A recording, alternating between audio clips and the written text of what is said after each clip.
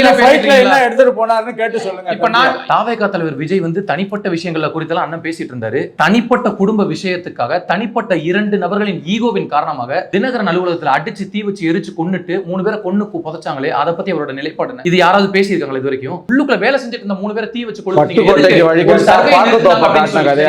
ஒண்ணு. ரெண்டாவது விஷயம், இவர் சொன்னாரு ஒரு தனி மனிதன், எனக்கு திடீர்னு பார்த்தா ஏதோ மோட்டிவேஷனல் ஸ்பீச் மாதிரி, ஒரு டிபேட் மாதிரி இல்ல. தனி மனிதன் வந்து அவன் நினைக்கணும், ஃபீல் பண்ணணும், மத்த உயிர்களை வந்து பார்க்கணும் அப்படின்னு. பாலியல் வன்கொடுமைக்கும் அடிப்படை என்ன? போதை. எல்லாருமே நம்ம அதை பத்தி பேசுறோமே, கஞ்சா மது இருக்குல்ல. நான் ஆட்சிக்கு வந்தவுடன் படிப்படியாக குறைப்போம்னு சொல்லிட்டு படியை ஃபுல்லா கூட்டிட்டாரு. இப்ப முதலமைச்சர் படியெல்லாம் கூட்டிட்டே இருக்காரு. நல்லா உயரமா ஏறி போயிட்டு மது பாட்டில் வாங்கிட்டு எல்லாம் குடிச்சிட்டு அப்புறமா போயிட்டு உங்களோட வேலைகளை பண்ணுங்க. இந்த பாலியல் வன்கொடுமை ஒரே ஒரு நேர்மையான முதலமைச்சர். ஆமாங்க, எடப்பாடி பழனிசாமி ஐயா சரியில்லை, பாஜக பாசிச அரசு, எல்லா கட்சியும் தவறான கட்சி.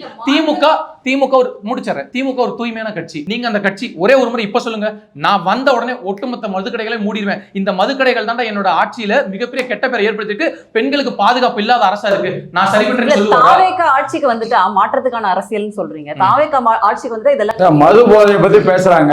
நீங்களே பேசிட்டு இருக்கீங்க.